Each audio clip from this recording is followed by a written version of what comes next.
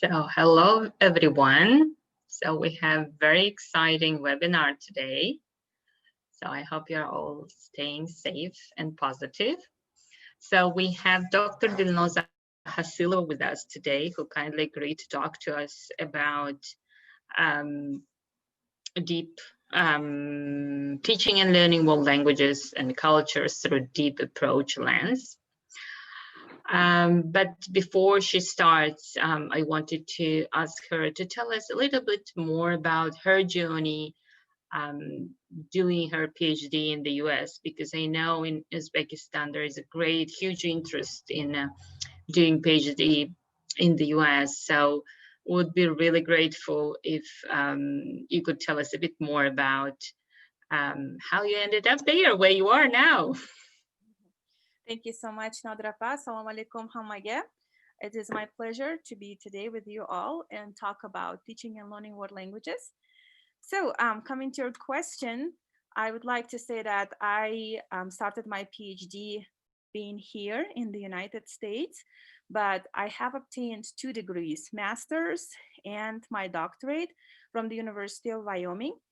And during my master's degree, I was able to work at the County Community College, in our Laramie County Community College, where I was thinking about some research question that was, kind of like a little bit interesting to me. And also I was thinking, how could I help, or what could I do in order to understand how people are learning, or what they're learning usually in informal settings, or what helps in general our learners to learn.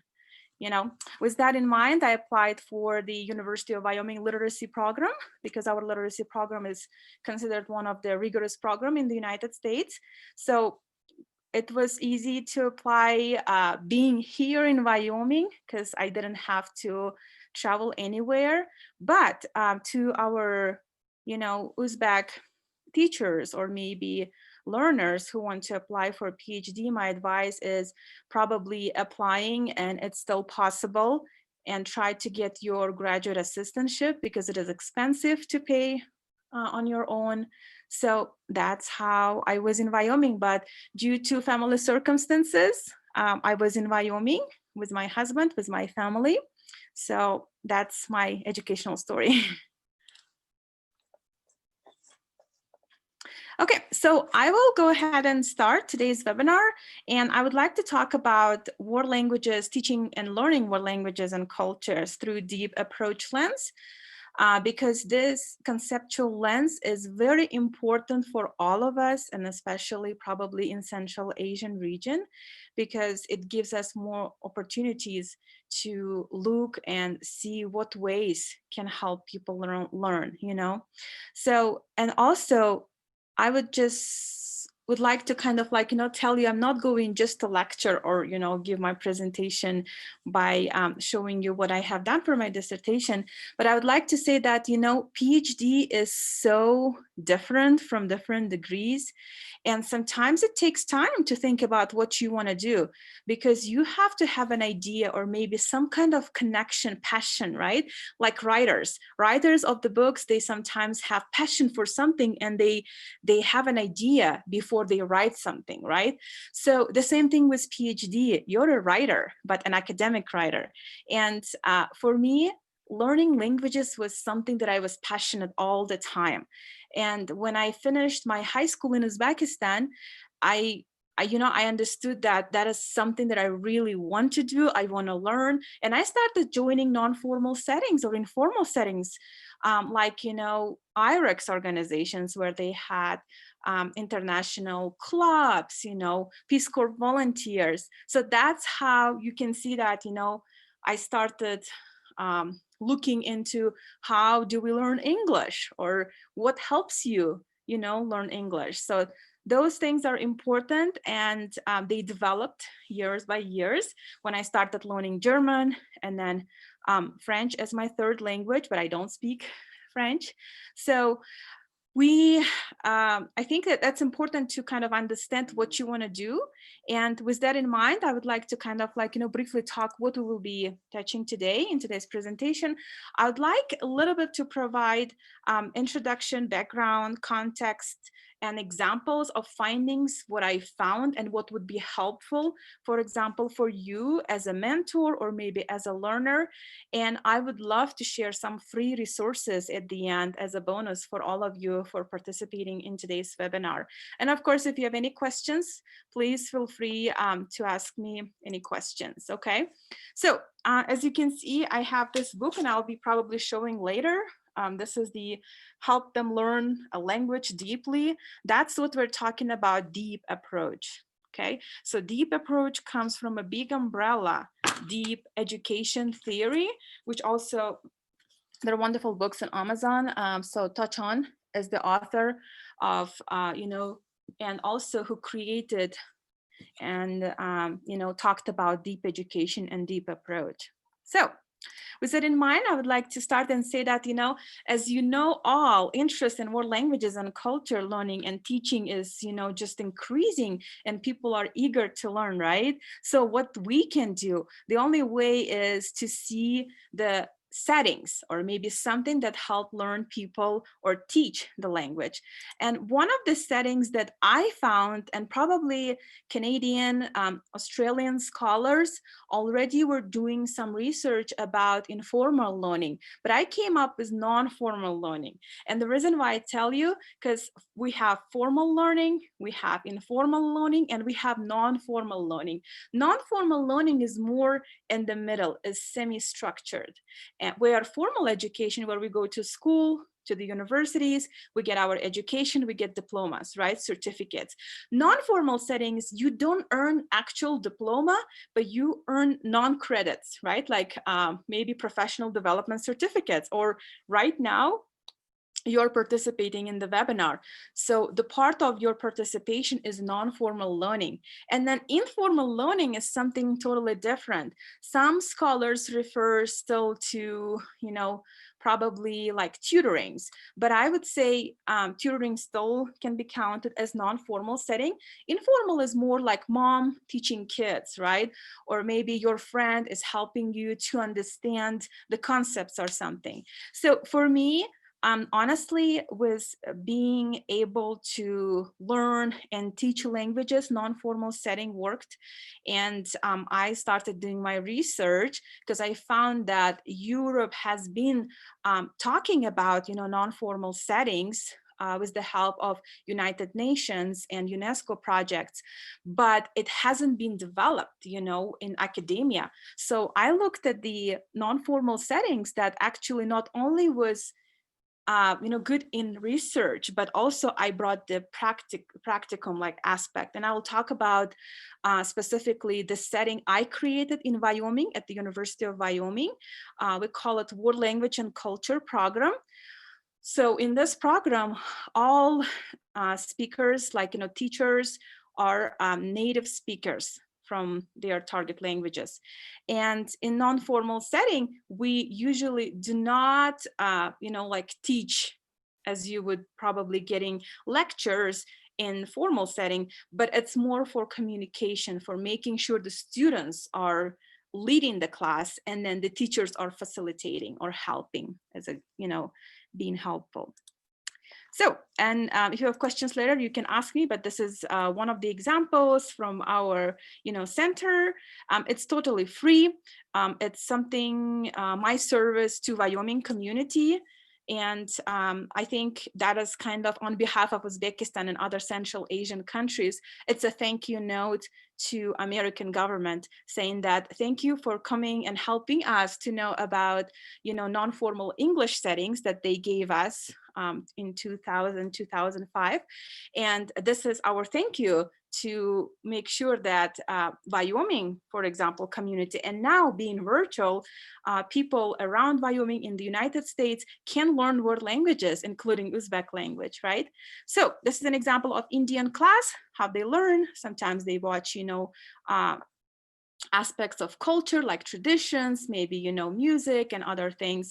So the important part of non-formal setting is letting you do both, add learning of languages and then the cultures together, putting them together.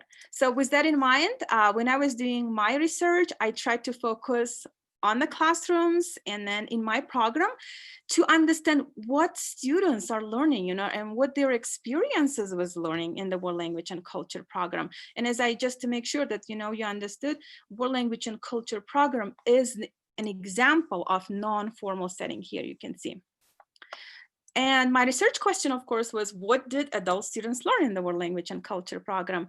So I looked at the literature. It was hard to find literature and research, as most literature was like documents or maybe, talked about informal learning. So I picked rigorous research, 18 empirical studies to understand what is the setting, what is happening in there, and to see what was missing in the research. And then, of course, theoretical framework that I'll be talking today is deep education. So if you're doing research or you're probably willing to do research, I would be interested in looking into deep education theory. So it's a big umbrella, like social cultural theory, right? We'll look at the social cultural theory, and then we go to different conceptual lens. So, and then as a result of my literature, I found that, there were three major themes came up. So the one was consequences of learning, like how people learn, and then ways adult students learned, right? And then reasons adult students studied in non-formal settings. And then, of course, with my theoretical framework, I was able to understand how specifically. So this is the conceptual lens I will be more focusing today. But again, if you're interested, try to read, and I'll show you on the website as well at the end of our webinar, the links and the books about deep education. Okay, so I will briefly show you. So deep approach is the conceptual lens that help, the student to become, to say like his own, like the owner of his own project, his own ideas. And the teacher in the classroom, and specifically in this non-formal setting, is the one who facilitates, but also guides and helps the student to learn what he or she can learn. It doesn't mean though that you just allow students what they want to do. No, you basically looking at their own, motivations, or maybe their willingness, and or something that they're interested in. You're just helping them, pushing, and that's what is in the United States is important, like mentorship. I know that in Uzbekistan we also have in informal settings like. For example, shogird domla, right? So something like that works a lot in this model. So I would really be interested in looking at this. And actually the author of, or like, the person who created this conceptual lens did a big research in Turkey. So, and they looked at the Turkish professors and Turkish students in the Turkish setting. So I'd be interested to read, and especially I think it would fit with our context as well in Uzbekistan. And then what I really, really loved, this is the new model that is impressive. We're not even talking now about speaking, reading, writing, and speaking, reading, writing. What do we have else? Listening and speaking. Listening. Sorry.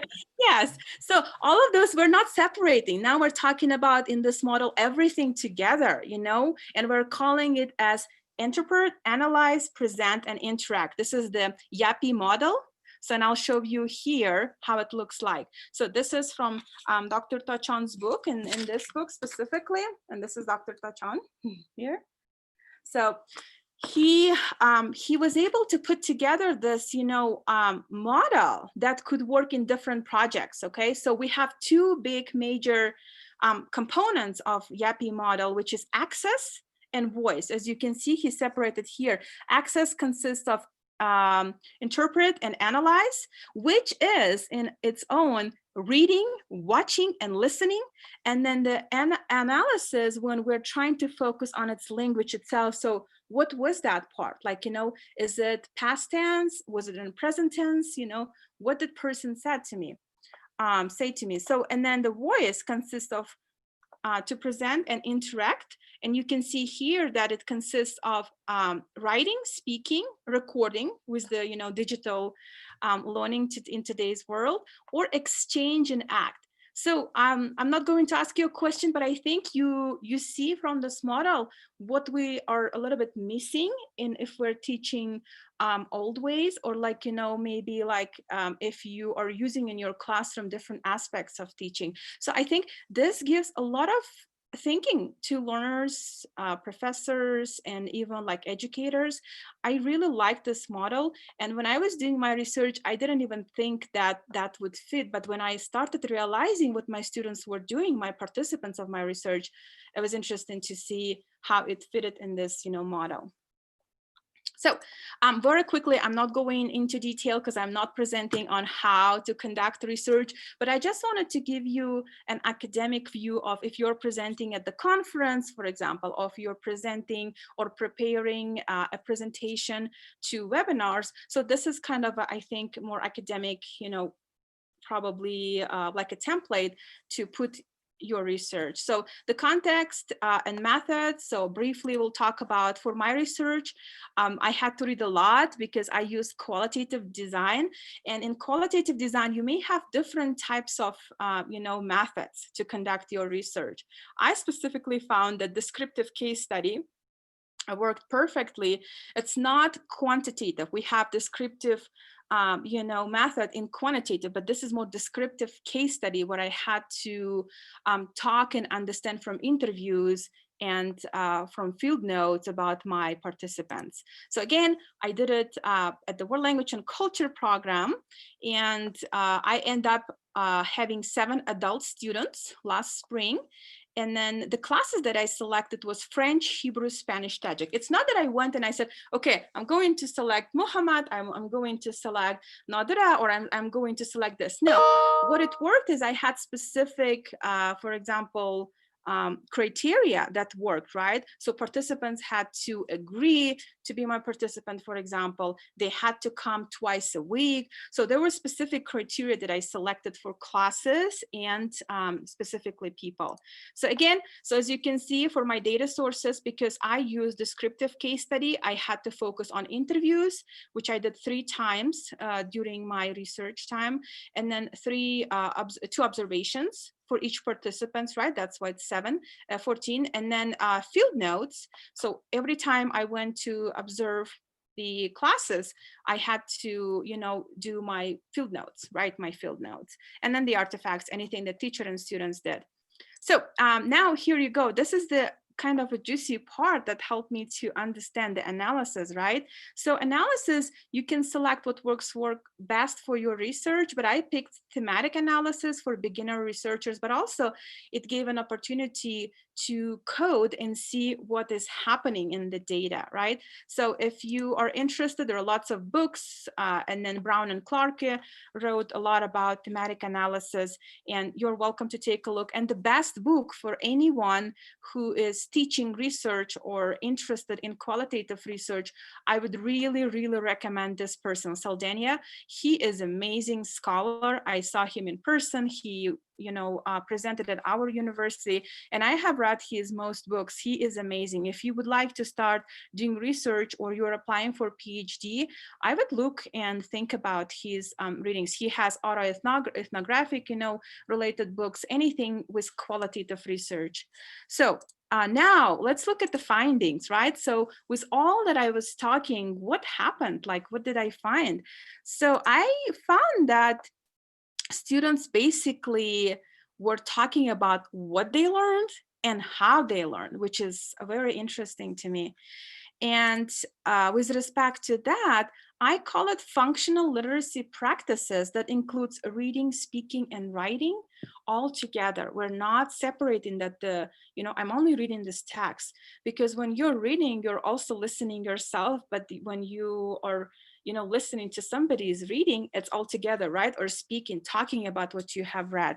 And here you can see an example, right? What one of my participants said, for example, I learned how to read words in the context. a lot of reading and practice reading words and translating those words. So when he was translating, he basically was explaining or like, you know, repeating and pronouncing the words, which is right, important part of learning.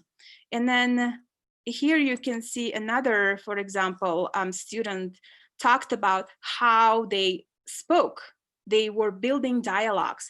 And what was also important in this classes, nobody, for example, spoke in English. Everyone had to speak in their target languages. If it's a French class, even if you're a beginner, you don't know anything, the teacher starts the class, you know, by speaking in English, like speaking French, for example, right? Bonjour, and then she could say, you know, I'm starting this class, and so and with that, for example, Alex, their pseudonyms. So it said that we have a topic, for example, for that day, right? Based on the topic, we try to learn how to describe the situation. And so you can see that the student tried to speak by describing, and sometimes they had to read, sometimes they had to discuss, sometimes they had to write notes. So another example was from writing, and the student talked about Chris. He was very interesting, and he learned Tajik language, right? So he said that I didn't know anything about Tajik. So I learned pretty much all the letters, because you know, you had to write in Cyrillic, basic grammar of Tajik. I learned some nuances of that, and then I learned how to write actually and read sentences. You can see all of this are connected again, even though he's focusing mostly on writing. And then with respect to, again, what they learned, not only they learned functional literacy practices, right, that we talk about reading, listening, speaking, and writing, but also they learned about the culture aspect. That was important for me, because my goal with this program was to introduce the culture. Not only, I mean, people can go and find resources to learn the languages, but important piece bringing the native speakers are to learn about who they are.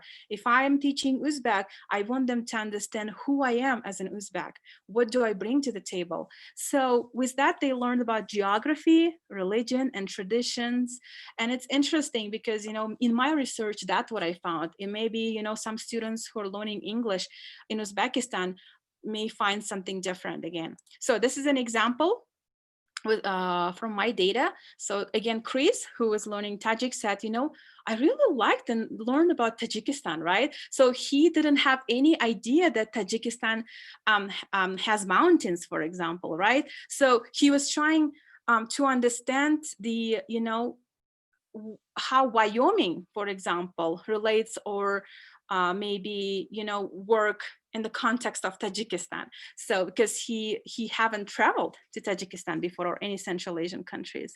And then the religion part was related to Hebrew class. And one of my participants said he learned mostly about Jewish culture and ceremonies, right? The teacher would say, oh, you know what, this Friday is Passover. Let's read and talk about those things, ceremonies, how do we do prayers?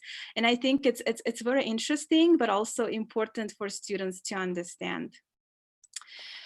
The next one was, I would say, a Russian-speaking student who was taking Spanish class. And she said that she focused on, since she was learning Spanish, she learned Argentinian, you know, Spanish. So they talked about how, you know, traditions are, you know, done or celebrated in Argentina. And mostly her ideas was that, you know, were that Latina cultures are so different, right? In Latin America, you may find different things. So for her, learn about Argentinian culture was something that she has never experienced before. Okay, so, and then with respect to my second big theme, the finding that I found, how we talked about what they learned, right? Now, how they learned, adult students.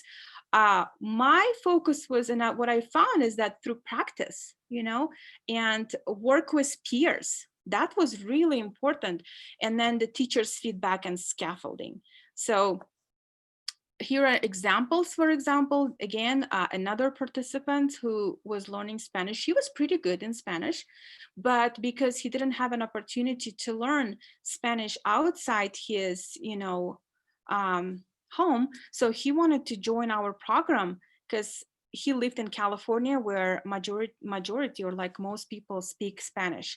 So he said that, you know, he liked that they had different tasks, and then the teacher would provide feedback. For example, on his writing prompts, he focused more on how to write essays in English, in Spanish. And then the practice, we have also peer. You can see from this picture how students are engaging in dialogue. What the teacher did, friend teacher, she provided vocabulary, and then she provided some aspects of tenses, and then the students had to put together sentences on their own and actually produce the dialogue in 5 minutes. And then the other one was very important, which I think everyone does, even in our context in Uzbekistan, but it's more about not specifically writing and saying you made this mistake. And you know how do you remember how our teachers did with red krasnaya ruchka, just put it and say unsatisfactory, like 2 or excellent. So it's basically more about, can you think more, right? Or what do you think would be another way to do? But then it doesn't mean that you don't have to grade. I understand totally that you have also to grade your classroom. So what you could do based on that feedback, you could actually grade the student, give them fair grade, right? Because, you know, what I found is like, I've been giving lots of talks in Uzbekistan. I've been talking with maybe more than 1,000 students from different universities. And I think their big concern was that, you know, once I got my iki, I don't want to learn anymore, or I'm not learning anything, right? So it's I think sometimes that doesn't help to our students. But now, and I was that student, I'll be honest, when I was doing my bachelor's in linguistics in Russia, and you know how Russian teachers are tough, right? So, and I had a wonderful professor who was in her 60s, and she had British accent, and there were some words that it was hard for me, like still like bird, right? We don't have an Uzbek. Bizde bunaqa soundlar yo'q, masalan, So she would listen and look at my grammar and give me like ikkilar berara. It's bachelor's degree, right? And I didn't want to learn because that doesn't motivate me, right? And so I think I came to the conclusion that it's not the grades matter, but it's mostly maybe speaking. Even I do mistakes, right? I probably want to practice my speaking. And I had an opportunity to speak with native speakers as soon as they come to Smolensk or Uzbekistan. So in here, the last one, you can see that when I'm talking feedback, it also mostly about like making them think and scaffolding, like, you know, okay, let's take a look here. In Tajik, for example, right? Medonam. What does medonam, like, you know, this endings, what does it refer to? So kind of like giving an example, you know, with words. And I think I may have an example here. Yes, I do have actually. So this is another example of scaffolding. Like the teacher says, do you know what Qabristan is? Right? To American student who doesn't even know anything about, you know, suffix or what does the qabr means. And then, but it's good that Chris actually was reading some books, and he said, is that something with place, you know, graveyard? And then the teacher, instead of just saying yes or no, he just said, do you know what Gulistan is, right? Gul. And then he asked him, like, what does gul mean? And then the student says, like, it's lala, it's type of flowers. And with that, they kind of continue. And then the teacher explains. You see what I mean by sometimes it seems easy, we do that, but I think it's maybe for some students, it's important to understand the concept, how it's done. Because I mean, everyone is smart, everyone is able to do something. But I think with us being able to help them to bring that, you know, abilities, it's important. So, and then at the summary, so I just want to share that me, as a researcher and as a person who was passionate and was actually teaching Russian and Uzbek in those classes. So I found that most students were learning language and culture together, inseparable, right? And that was important for me because we cannot just learn the language and not touch about the, you know, culture. And also with the theoretical implication, I didn't bring the practical implications, which I kind of touched a little bit today. But since I'm talking about deep approach, I thought that it will be important to show you what I found and how I contributed to the theory. So in our world, in research world, in academia, it's important not only just write and submit the article or write the research, but also make contributions. And one of my proud contribution is to add to deep approach, conceptual lens, my self-organized model. This is the model I created as the result of my research. And I would like to show you how it looks like. I mean, it's a little bit little here, but feel free, to maybe zoom when you're watching again. So here you can see everything in yellow is what has been done already, and it includes in deep education, deep approach. The first one you can see deep education, deep approach, conceptual lens, and then the YAPI model we'll look today. And anything in orange is my contribution. Do you see how two things works together, and then you're making like a big piece for the, for the theory as a model? And my focus focus was mostly on non-formal context, but it also works for formal context as well. And this is the model. So I just tried to take the orange piece here so you can see. So it was importantly how we value each learner as an individual, right? I mean, research has been talking about it, but specifically I saw how each teacher was focusing on each student. You may have questions at the end, what you will do when you have 40 students, right? So we'll talk about it. But so mostly they were lucky to have little classes, but I think there are some ways to work with the big audience as well. And emotional engagement, I talked today only about what they learn, but I also in my research, I focus on their experiences. Because as I said, in some formal settings, students may feel pressured, right? And deadlines and grades, but here it's more coming flexible, and they are self-reflecting, they're not getting any grades. Maybe that kind of help them to learn. Okay, so let me very quickly share the resources. I'll just show you, but we will go. I don't want to just give you saying, hey, use Blue Canoe or this resources. I'm going to show you in actual setting how it looks like. Okay, feel free to screenshot, take a photo while I'm talking right now. So this is an example of World Language and Culture program that I created at the University of Wyoming. Again, it's not a credit class. It's not my job. It's something that I do after work. Okay, so that's what I created as a thank you note to the American government. So you can see we have courses we're offering every semester, people register, but the important thing what I want to show you is schedule. Since you're all participating in this webinar today, and if you're willing and time allows you, please feel free to sign up our language and culture classes. Here you go. So, and you can do either by sending me email or message. So you can see we have American Culture English conversation if you wanted to practice. We do have lots of different languages. I think that's a great opportunity. I know that we have 11 hours difference, Wyoming and Uzbekistan, but still, if it works for you, I think that's a great opportunity to learn languages for free. It's only an hour, but they gave you a good tool to learn the languages. So feel free to take a look. We have a Facebook page as well. Please join, and then you can learn more. Another tool that you as a teacher can share with your students living language. Not only I use this free online resource, but we bought books because I found them very helpful. They are by level. If you're teaching at some university level or maybe at school, they provide different languages. And as you can see, we have English, right? English here. I'm showing because in Uzbekistan, English is important. And you can see for teachers, it's already set, and you could use or maybe create similar projects, or similar lessons for your students. They have play games, right? Students can hear. Hi. And then they can just, slide. And if they want, you can ask them, for example, to record themselves on the phone, right? They hear, and then they have to say again, hi or hello, or I mean, it's easy level, but you can find different like cards or maybe like, you know, different things to do. They also have where it says free resources.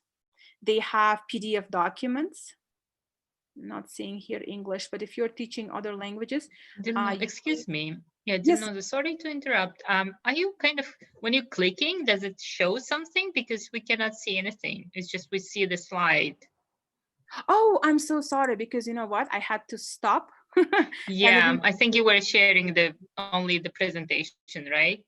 Oh my gosh, yes, because this is a different links that I opened and prepared for all of you. Thank you Okay, so much. yeah, I was thinking like you were clicking, but they were missing some interesting Thank you bits. so much. Yes, you Yeah. see, that's another thing when you are a teacher and that's what I don't like. I like when people are interacting and talking to me. Yeah. So that's good. Mhm. Thank you, Thank Nadrapa. you. So Yeah. this is the World Language and Culture program, and I'm sorry you didn't see this. So let me very quickly open it again. Here you go, the dates, the program, and then the languages. I'm not reading each the language, but please feel free to, you know, email, find us on Facebook, and just, you know, So they are join. free, so anyone from anywhere, any part of the world can join them? Yes, and especially me being Oh, an Uzbek person who created this program, I give permission, and wow, that's great, right? So they meet online? Mhm, How does it? yep. Oh, Yeah, wow. the reason why I'm presenting today and talking about it, because this semester, and again, we have due to COVID, we have pluses and Yes, minuses, right? So due to right. COVID, we have to create this program virtually, and I'm so, you know, blessed and thankful to my teachers, Uh-huh. volunteers who are not even paid. They are teaching for free and eager to learn about Zoom and virtual learning. So they're offering these languages, and I think specifically for our audience, Uzbekistan, that would be a really nice resource. Please go ahead and you can even register. So take a look at this website, please. Here, screenshot, you know, I don't know, take a look and then just register and join. That's what I'm saying. You know, we have 11 hours difference, but if it works, please do it. Yeah, Another one right. is livinglanguage.com. That's another free resource. Please, you know, use them. They're free to download. They have different languages. If, for example, you cannot join my World Language and Culture program, this is a nice resource for you, at least to learn what you can, but then your pronunciation and your accent could be work with the native speaker later if you join actual classes. So they're all interesting. They have, here you can see, you see English, so bonus audio, like, you know, while you're driving you can listen. So I think that's important to realize how much we have in today's world. I didn't have this opportunity when I was, you know, 12 or 13. I wish Oh, I would. definitely. Yeah, it's kind of a wealth of resources that you're sharing. Yeah, great. Could you please just copy and send the link to the chat box? So some people are asking if that's possible, so that it's Absolutely. easier for Or people. you know what I could do? Yeah, I can do that too. But I also wanted to follow up and send you email. But since we're Yeah, here anyway, let me great. just. Yeah. Uh, I'll just. Where is my Thank you chat? so much. Yes, sorry for kind of No, no, no, interrupting you, but no. It's yeah. important, and I want you right now, maybe even, you know, to put it or open in your desktop. It would be good to have it. Yeah, so people can just go and yeah, check Yeah. it out right now, right? So yeah. Yes. Mhm. Just I Thank you. like doing everything. I'm a learner that wants to do at once. And I don't like when people just lecture and send me here you go, here is the link. So that's why I'm showing you. Yeah, I'm sorry, somebody was talking. No, I just want to say thank you because I just wrote in the chat box. You didn't, I think you didn't see it. That's why Yeah, I I didn't. just, I'm sorry, I'm talking. Ham fine. gapirib, ham o'qish ozgina qiyinroq. Yeah, yeah, it's fine. It's fine. You can send all the resource maybe end of this Zoom video. Yeah, thank you so much. Thank So you. another thing I wanted to share with you, I'm doing, as you can see, I'm doing more professional level and trying to bring as much as I can something new to you, because I think it's important to be up to date, right? I don't want you to learn something that people have been learning for 10 years. No, I'm sharing what I've learned, for example, yesterday, or for example, just a week ago or a month ago. Another program that is very, I think, important in the United States is just developing, but I know that in Canada, maybe Nadrapa knows, and some other people in Australia, students as partners program is amazing. You know, I've been participating in this program. I also went to Canada 2 years years ago. And in summer, we had a summer school there for developing programs. I went as a graduate student. We learned about this program. You can implement in your classroom. If you're a teacher, if you're a professor, do it. What helps you with this program is that having your student as a partner. Okay, so it's not only mentorship and mentee relationship, but it's more about, let's do research together. Let's kind of maybe, you help me with these books to find, read it, and write maybe your feedback. And you're not using them, it's just you're teaching them also. You're sharing what is important when they are looking at the books, right? References. And Peter Felton is a wonderful scholar. I met him in person. He wrote lots of articles, and not only it's for English teachers, any you can share with your colleagues who is teaching economics or maybe math or different subjects.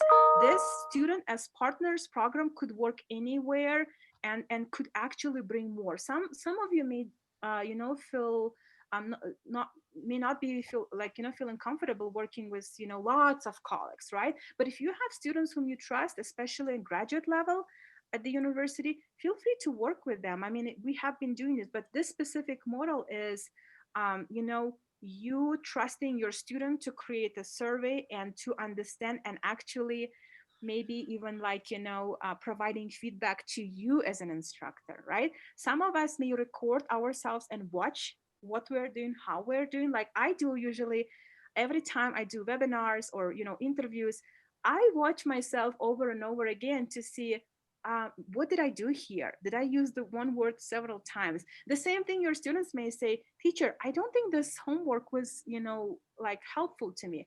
I mean, in Uzbek context, it's hard.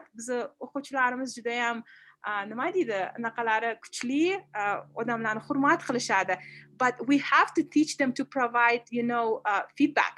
They need to know, they have to be maybe like logical feedback. It's not just saying, oh, you're a bad teacher. No, it's maybe that's what was missing in me. When I came to my PhD program, I couldn't dare say that professor was wrong or her ideas didn't make sense to me.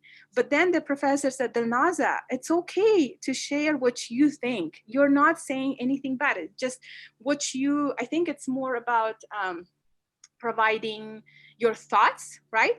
So I think it's important to teach our Uzbek students that they're ready for the world, education.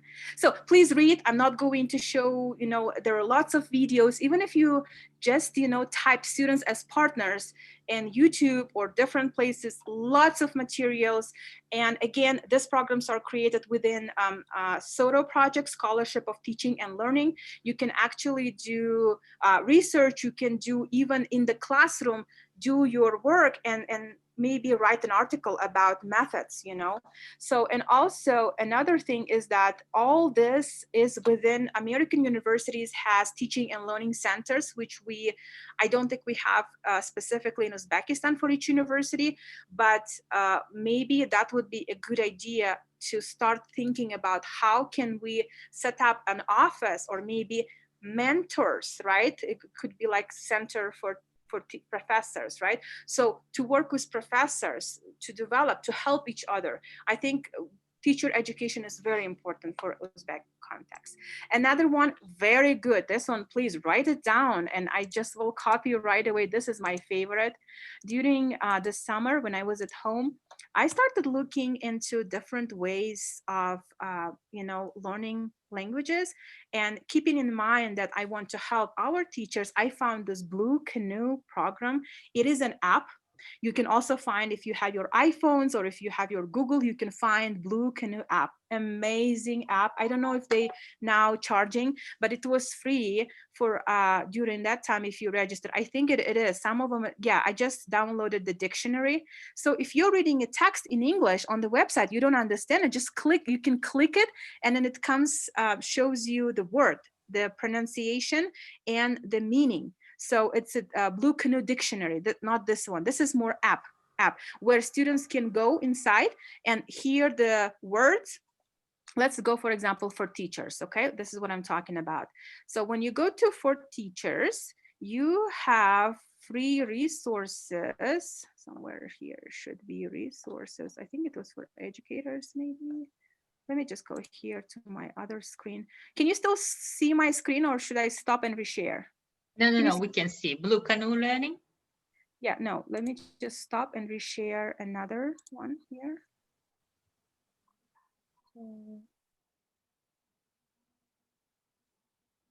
Okay. I think you should be able, to see this. No, it was on my Google account. Okay, let me just very quickly copy and show you, because I want to show you not just the website. There's really good things that I found yesterday. Okay. So it calls, let me just copy, paste, and then I will share with you here, and I will send you to the chat as well. So here you can see Blue Canoe Educator Resources. Sorry, it takes a little bit of time. In this educator resources, you can find free PDF documents, okay? Videos and PDF documents that you can use, but app will help your learners. Like, for example, you in the classroom, we may not able to cover everything, and then they could go home and learn how to work on their pronunciation. This is more about how to make sure our students are having beautiful, wonderful English. So it's amazing app. I mean, I really used it a lot, and I tried to see how it works. And they have every Thursday at 8 p.m. our time. Uzbek time would be probably 7 a.m. They have free lab sessions for teachers. I usually post on my Facebook. If you just follow, you can see their videos. They record and share as well. You see, there are lots of nice PDF documents here too that you can use for your classroom activities and homeworks if you want to design something. But this person, the directors of Blue Canoe, they won the prize for digital learning, meaning that they created a nice chart that work for the pronunciation for learning English. So it's amazing chart. And some of you, if you're teaching, for example, other languages like Spanish or maybe other languages, so please feel free, BUSUU also. I haven't used it, but I heard the good things about this free language learning app as well. And today, since I talked a lot about, where is my chat again? So let me just send you. Or maybe when I'm, at the end, when we're doing questions, I can just share with you. So this is the last thing that I wanted to share. If most of you probably have ResearchGate, like where everyone has, their publications and share. If you are interested in the deep approach, and then how to teach world languages in both, and see how it works in the theory and in the example of classrooms, please follow Dr. Tachan and Francois Tachan, and just maybe download his readings, take a look and see what works for you. For those of you who are in America or in Canada, or can use Amazon and see these books, I think this is something that will be helpful if you even spend money, or maybe your library has already. So that's it. And then last thing, maybe, Coursera, you have, already, even if you haven't tried, it's really great to use for your students as additional activities. Ask them to join and learn something. They have various topics, like even if you want to improve your writing in English, they have writing English courses. Just just join and do it, please. It's free. And then I know that if you're really willing to get maybe certificates, then you can pay and get it. But for learning, everything is free. And last resource is magnapops.com. It's a faculty free resources. This is more for professional development. If you wanted to read some articles, learn about what America is doing, feel free to do that. With that, I want to stop talking and maybe listening to you and answer your questions. And thank you so much for listening to me for 50 minutes. Oh, thank you so much. We enjoyed a lot. So I personally did, and I'm sure the audience. So they were, you shared lots of resources, and I think you could cover lots of different interesting topics. Any questions? No, good evening to everyone. So in Samarkand, it's already evening. So just I would like Dilnoza to thank you, as I could see all the apps that you were talking about, and the programs will be really effective for the students, not only for them but also for teachers to use during the classes. But surely we will need some time to learn more about. I mean, to just to learn ourselves and then start to implement, use them with our students. But thank you so much. I really appreciate it, and I will undoubtedly use it with my students as soon as I will learn it more deeply and go inside of these apps. Thank you Thank you so so much. much. Thank you, Tahmina. Thank you so much for joining. Yeah. Thank you. Wow. Okay, before people maybe formulating their questions, so can I ask my own questions? Yes, So, absolutely. so you talked about deep approach, right? Can this be applied in teaching other subjects, not only languages, right? Absolutely. Was it originally developed for teaching other subjects, or was specifically for languages? It's a great question. So remember I talked about deep education? This is the Yes. book that talks about all disciplines. Okay, yeah, across the disciplines. Now I Across see the title. Yeah. disciplines. Yes, this is the big umbrella. That's why I kind of wanted to mention, but it's a great point because I didn't tell you. So deep education as a big theory, right? I mean, I'm just keep repeating because it took me 3 years to understand what is theoretical framework, what Right. is conceptual framework, and what is the components of those frameworks. So this is a big like social cultural theory. And then within this deep education you can go beyond, like maybe if your topic is in your across disciplines ethics, or maybe immigration laws, or maybe like different topics about how people isolate others, it could be any other topics, and he used the word transdisciplinarity. This is a new term that we are using now instead of interdisciplinarity. So I think that would be helpful. I mean, I think if you just have one for your university or wherever you work, it's kind of interesting. But also maybe in that Dr. Tachans, if you follow him, sometimes they publish free PDF documents. Great. Yeah, thank you. You're welcome. Yeah, that's I think that is really worth exploring. Hello. This topic, right? Yeah. Hello, Dilnoza. Assalamu alaikum. Hello. How are you doing? Thank you so much for this informative webinar. It was really, really useful for us as well. So I just have just one question. Like you said before, that Uzbek people also can join your program, right? So they can learn any languages? Yes, any language. It seems like a little bit odd and different, right? But yes, because just use me because great. yeah, anyone can learn any language that we offer. So the list that I showed you, just take a look. Unfortunately, we don't have more languages because we used to have up to 30 languages. But some teachers are not comfortable with teaching online, so I cannot push them. And it's free again. I see all service we provide is free. That's why Wyoming is loving it. It's something new. You cannot believe how much they're proud of us. Yeah. I also can't believe that. So my students will be so happy to hear that. Thank you so much for this opportunity, giving this opportunity for our students as well. Thank you so much. Yes, I think it's important. As we said, I want to help us first. And then if anyone from other part of the world, they hear about our program, they can join. But you are the first one. So yeah. Right. That's great. Thank you so much again, Dilnoza. You're welcome. And this is an example just quickly, I wanted to show at the end of my PowerPoint. So you can see here that this is how I teach Uzbek language. I'm sure you don't need Uzbek language, but I teach Uzbek language I wasn't educated to teach Uzbek, but I think as much as I can, being Bigona Yurtta, I think it's important to talk about how our culture, that's what I said, Uzbek culture. I talk about our, Abu Ali ibn Sina, for example, or Al-Biruni, Al-Khwarazmi, or all those people. Yeah. Also, it's important to, as much as I can, non-formal conversations. Like if they go to Uzbekistan, they have to say at least assalomu alaykum, qayerga borsam bo'ladi, tualetingiz qayerda.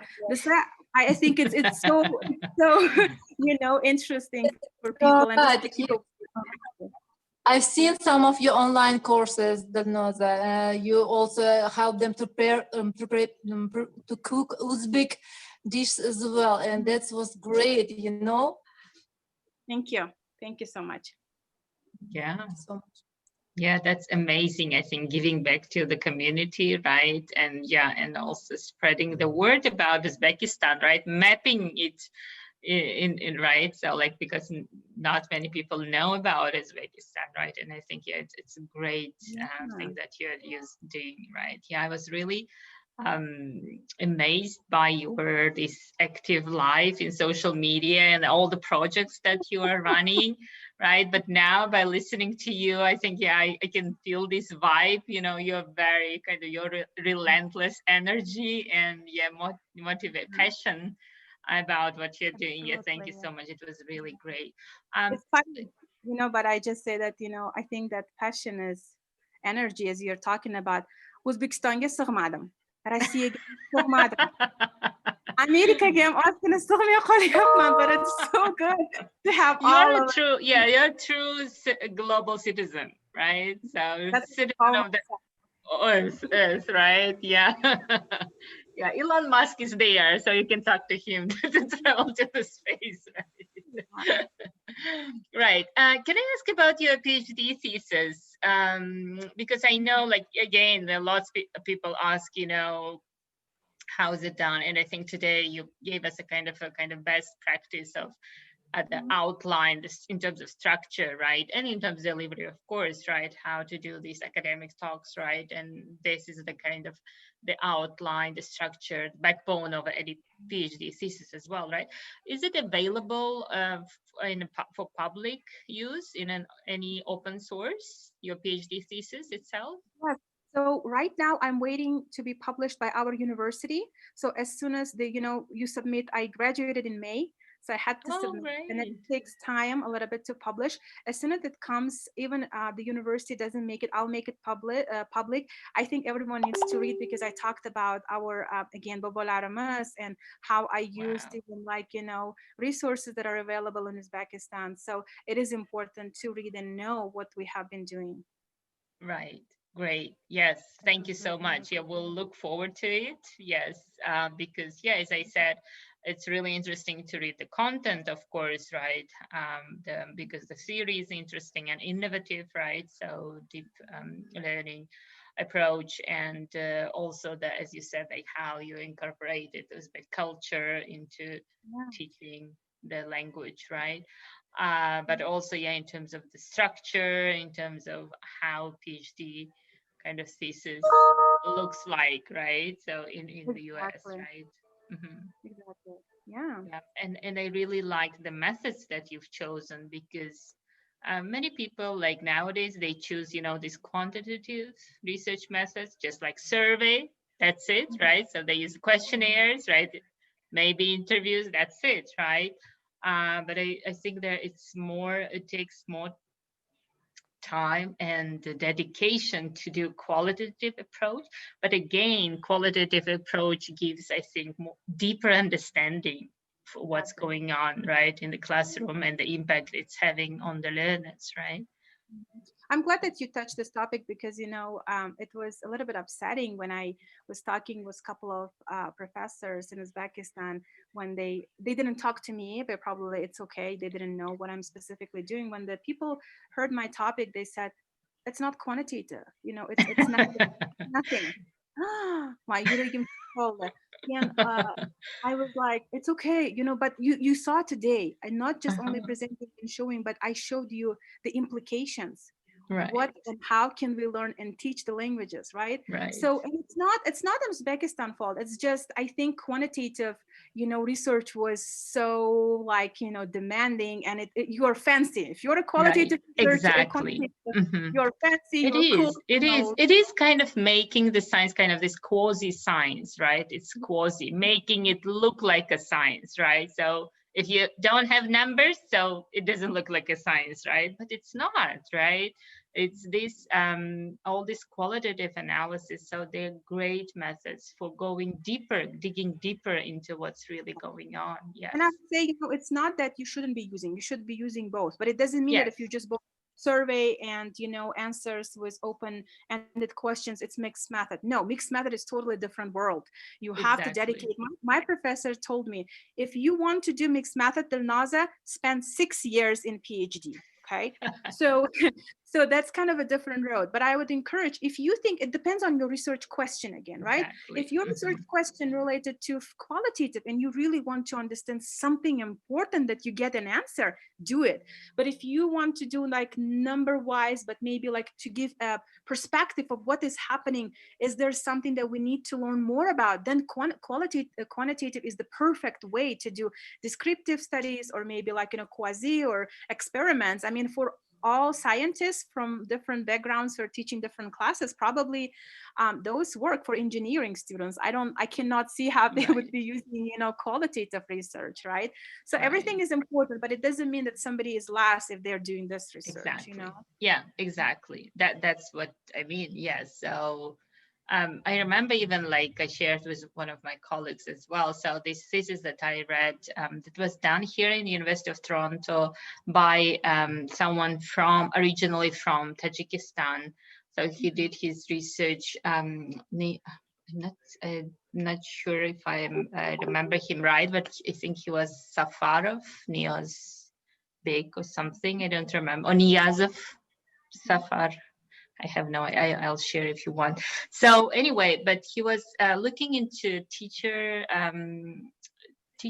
competence, but he was kind of living with them, and he was doing based on case studies. He took several teachers and he was literally living with them for for months, I think, or so, and he was documenting everything, their life, their like kind of everyday life, and then how this impacts their performance in the classroom. That was really amazing for me the first time when I read this. I think it seems like a story.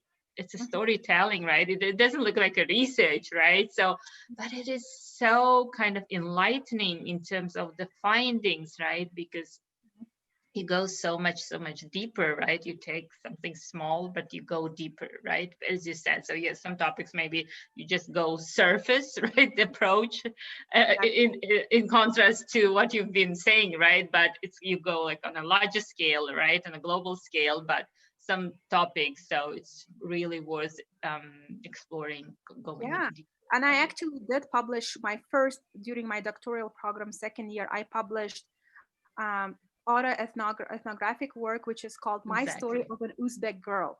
Right. I can share with you, and if anyone wants to read, it looks like a story, but I'll tell you this. So I shared how my educational context in different settings helped me to be who I am today. Exactly. So, and I think it's important to share with people and to see that this is working. And I wrote about challenges in the United States being non-native speaker and also being non-native to academia. I mean, we didn't have those skills, right? So it's totally different writing. It's totally different looking into how you should be careful when you're citing somebody, when you're using specific words. So, but I think it takes time. It takes time. And yeah, I encourage people to look into PhDs, but be ready that it takes a lot of time and dedication. So, but I'm thankful to my mentor. She wasn't just preparing and making me write something. She stopped me where it needs to be stopped and said, no, you're not ready yet. You have to learn more. You have to do this more. You have to understand what is theory before you even I understand you can teach Uzbek, but it doesn't mean that, you know everything, right? So it's the same thing. And I think it's important. That's how I feel facilitators, our teachers should be.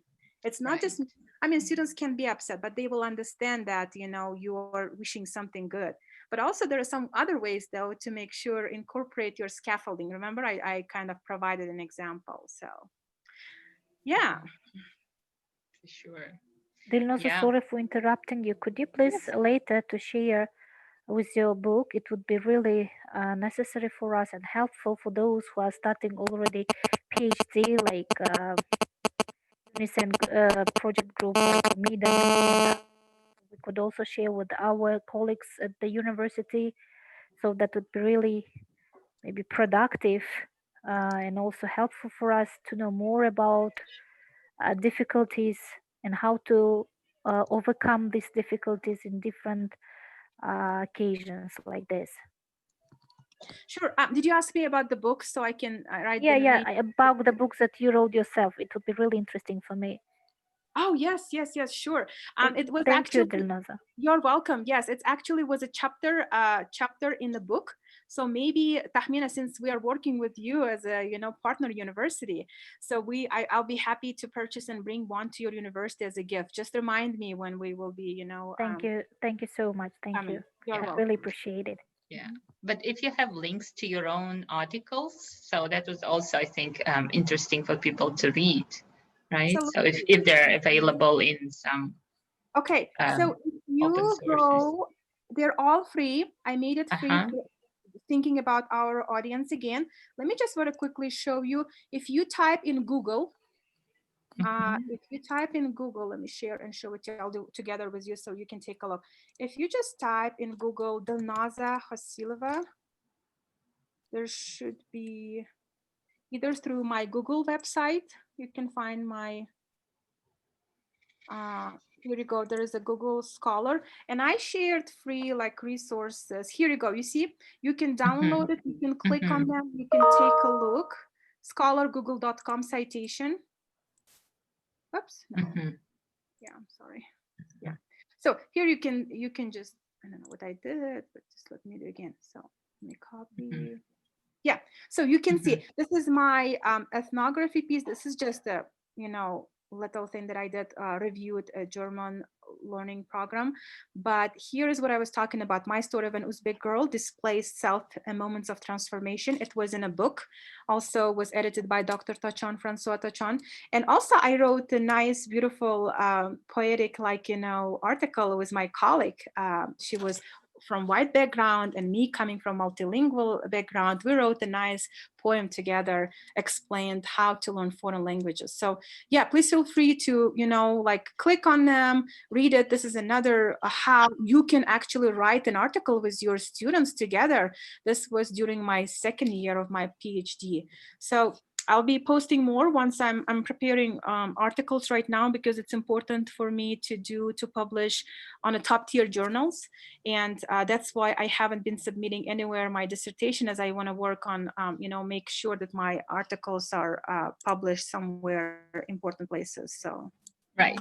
Yeah. Could you please, you copied, but you didn't paste it in the chat box, the link. Yes, I'm going to do that. Yes. Yeah, great. Yeah. Thank you. Yes. Yeah, that's for sure. Yeah, we'll look forward to once your articles will be published and your thesis will be published. Yeah, I think that would be great reading and good example to follow for many of us, right? So yeah, thank you. Please keep in touch, all of those webinar participants, Nadrapa. You can right now, you're listening to me.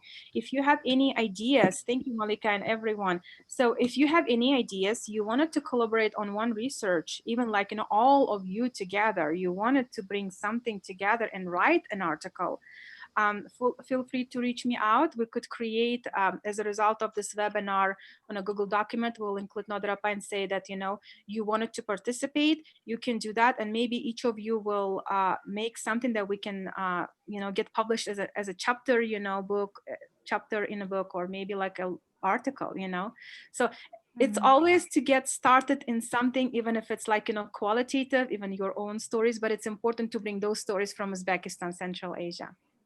Yes, for sure. If there are no more questions, thank you so much for. Yeah. Yes, Dilnoza. Yes. Dilnoza, I'm from your hometown, from Fergana. If you remember, you last year organized the training for us at Lyceum. Hi, how are you? Good, thank you so much. Proud of you. Dilnoza, I have a question. Are you planning coming to Uzbekistan and organize some amazing training? We really wait you. Yeah, I am planning, inshallah, but with all of those, we had lots of programs, as you know, for a couple of your universities, we were able to get funding from American councils. It's just that time, COVID.